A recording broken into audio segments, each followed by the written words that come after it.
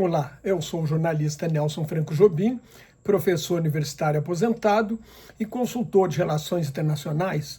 Hoje eu quero fazer uma comparação entre a operação que capturou e sequestrou o ditador da Venezuela, Nicolás Maduro, e outras operações militares, outras invasões, especialmente realizadas pelos Estados Unidos.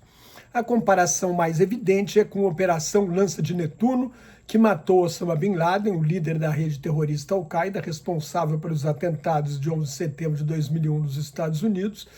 Bin Laden foi morto em Abbottabad, no Paquistão, em 2 de maio de 2011. Foi uma ação de comandos da tropa de elite SEALs da Marinha dos Estados Unidos. Contra Maduro foi a Força Delta, tropa de elite do Exército dos Estados Unidos. A operação contra Bin Laden durou 4 a 5 horas, sendo 38 minutos no solo. O sequestro de Maduro relevou mais ou menos o mesmo tempo em apenas 47 segundos dentro do recinto onde estava o ditador venezuelano. Outra comparação possível é com a Operação Militar Especial dos Estados Unidos. Outra comparação possível com a Operação Militar Especial que capturou e sequestrou Maduro é a invasão do Panamá em 20 de novembro de 1989. O objetivo da Operação Justa Causa era capturar o ditador Manuel Noriega, um ex-agente da CIA, Agência Central de Inteligência dos Estados Unidos, que, como Maduro, os Estados Unidos acusavam de tráfico de drogas ou, pelo menos, de deixar seu país ser usado pelos cartéis do tráfico. A diferença é que a missão na Venezuela foi feita por uma tropa de elite que entrou e saiu do país em cerca de 4 horas, ou um pouco mais do que isso, enquanto 27 mil soldados tomaram o Panamá para capturar Noriega.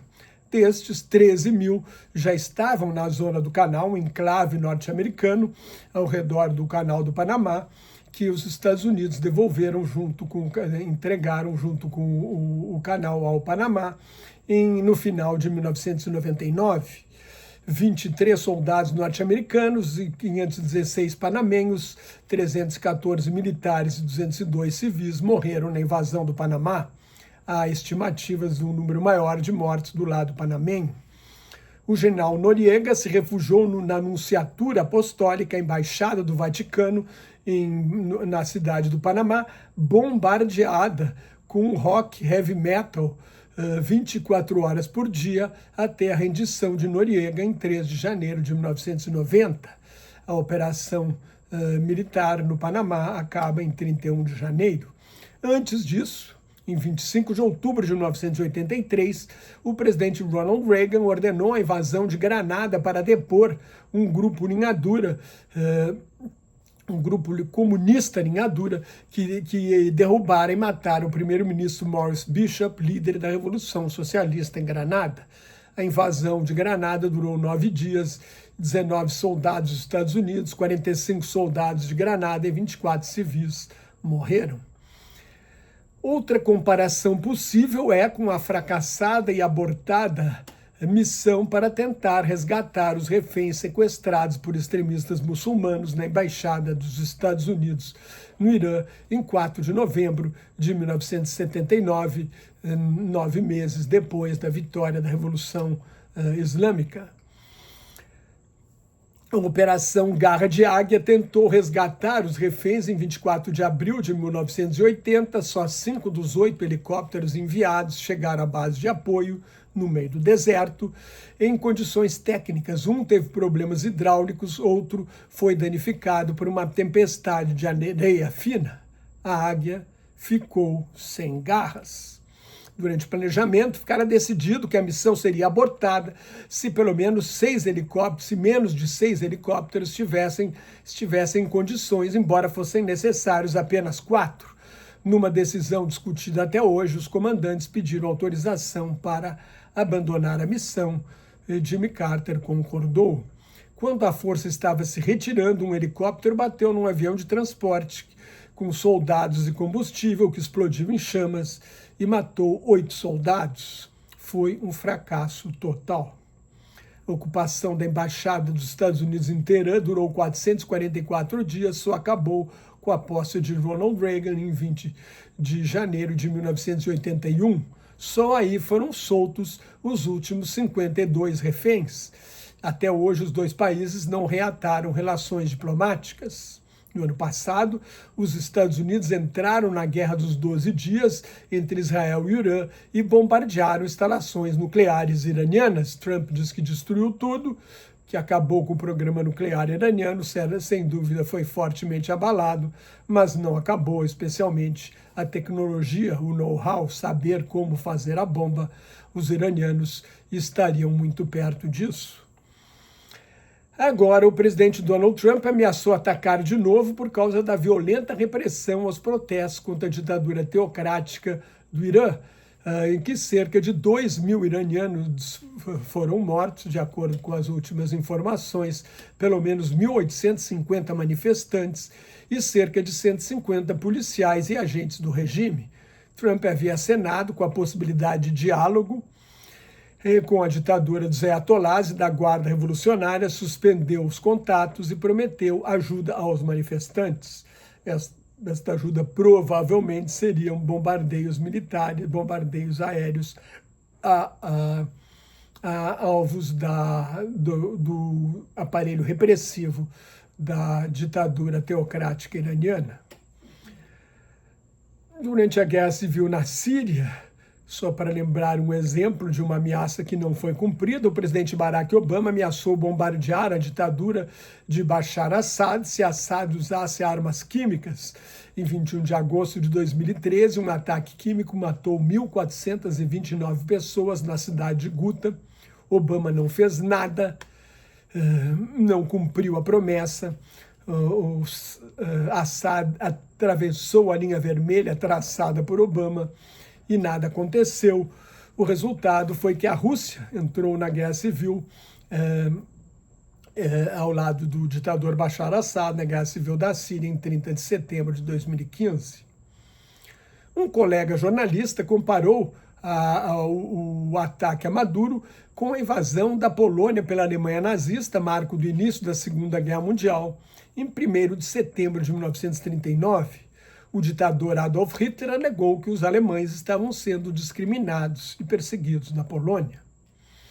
Então, a invasão da Polônia pelos nazistas tem mais semelhança com a invasão da Ucrânia pela Rússia, inclusive porque pode ser o estopim de uma guerra nuclear, possivelmente até de uma guerra mundial, possivelmente até nuclear.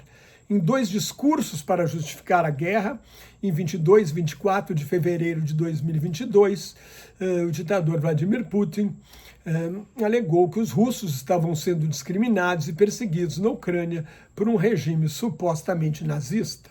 Putin também usou como justificativa ou como desculpa a invasão dos Estados Unidos ao Iraque em 20 de março de 2003 para depor o ditador Saddam Hussein. Se os Estados Unidos podem invadir um país do outro lado do mundo que não ameaça sua segurança, raciocinou Putin, por que a Rússia não pode invadir um país vizinho que, na visão paranoica do ditador, representava uma ameaça? A verdadeira ameaça é uma Ucrânia europeia, próspera e democrática, que mostre aos russos como poderia ser a Rússia sem Putin. A invasão do Iraque enterrou a promessa ou o sonho de uma ordem internacional liberal baseada no direito internacional no mundo pós-Guerra Fria. Sob o impacto dos atentados de 11 de setembro de 2001, os Estados Unidos invadiram o Afeganistão, onde estavam as bases da rede terrorista Al-Qaeda. Essa guerra foi autorizada pelo Conselho de Segurança da ONU.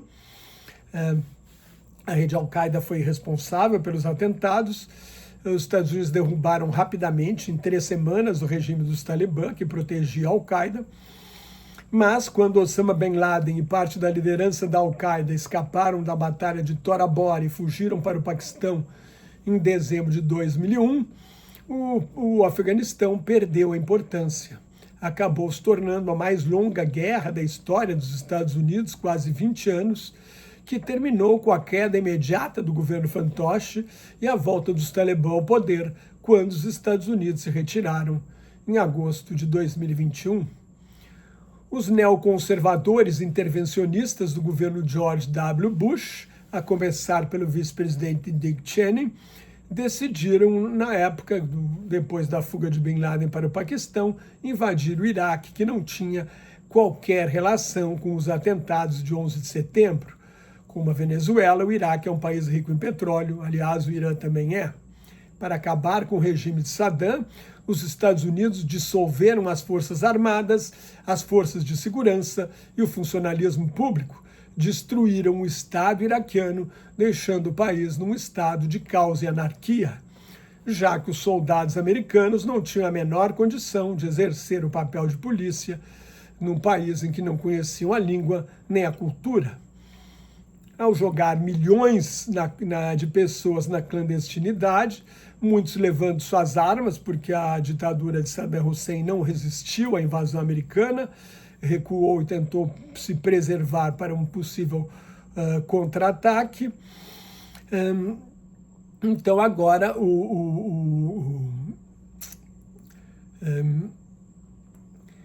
os Estados Unidos acabaram provocando, né, ao dissolver simplesmente o regime de Saddam Hussein, suas forças de segurança e forças armadas, os Estados Unidos provocaram a revolta sunita. Com a infiltração da rede terrorista Al-Qaeda, surgiu a rede Al-Qaeda no Iraque, que se transformaria no grupo terrorista Estado Islâmico, que os Estados Unidos combatem até hoje. Nas últimas semanas, o presidente Donald Trump ordenou bombardeios aéreos à Síria, às regiões da Síria, onde há ainda milicianos do Estado Islâmico que haviam matado soldados de uma tropa dos Estados Unidos que está lá até hoje. Ao sequestrar Maduro e negociar com o regime, o governo Donald Trump tenta evitar o grande erro da ocupação do Iraque e também da ocupação do Afeganistão. Eu falo do grande erro da ocupação do Iraque, da invasão do Iraque, foi a invasão em si, mas depois foi essa medida de dissolver o Estado, simplesmente dissolver as Forças Armadas e as Forças de Segurança, em vez de tentar cooptá-las para um futuro regime, que é o que os Estados Unidos tentam fazer agora na Venezuela. Trump quer assumir o controle da máquina do Estado da Venezuela, especialmente do setor de petróleo, com o apoio e a conivência de um setor do chavismo interessado em preservar o regime, representado pela vice-presidente, agora presidente interina Delcy Rodrigues, e por seu irmão Jorge Rodrigues, presidente da Assembleia Nacional. O poder, de fato, está na mão dos militares, do general Vladimir Padrino Lopes, comandante das Forças Armadas, e do ministro do Interior, Diosdado Cabello, companheiro de Chávez desde o golpe fracassado de fevereiro de 1992. Cabello controla a polícia, as milícias e os serviços de inteligência. Agora, estes setores que têm o poder de fato na Venezuela sabem que seriam ou serão os principais alvos de uma segunda onda de ataque dos Estados Unidos, que seria muito mais arrasadora caso o regime não colabore com Donald Trump. Então, com o sucesso da captura de Maduro, muita gente acredita que os Estados Unidos poderiam dar um empurrão definitivo na ditadura dos ayatolás, bombardeando, mas a situação é completamente diferente. Não existe uma base de apoio interna com condições de tomar o poder. O enviado do Steve Witkoff, o enviado do especial de Donald Trump para negociações de paz no Oriente Médio e na Ucrânia, se encontrou com Reza Pahlavi, o filho do Shah, deposto pela Revolução Iraniana de 1979, mas é preciso lembrar, né, que antes do Shah havia um regime democrático, o Irã já foi uma democracia, e essa democracia caiu com um golpe patrocinado pela CIA, contra o primeiro-ministro Mohammad Mossadegh. Em 1953, Mossadegh havia nacionalizado a Anglo-Iranian Oil, uma companhia de petróleo que dominava o petróleo iraniano. Então, é difícil, imprevisível saber o que vai acontecer, tanto na Venezuela quanto no Irã. Se você gostou, leia o meu blog, Globalização em Crise, me siga assine meu canal no YouTube, me siga no Facebook, no Instagram, no Threads, no LinkedIn e no Substack. Muito obrigado pela sua atenção, fique em paz, até mais, tchau.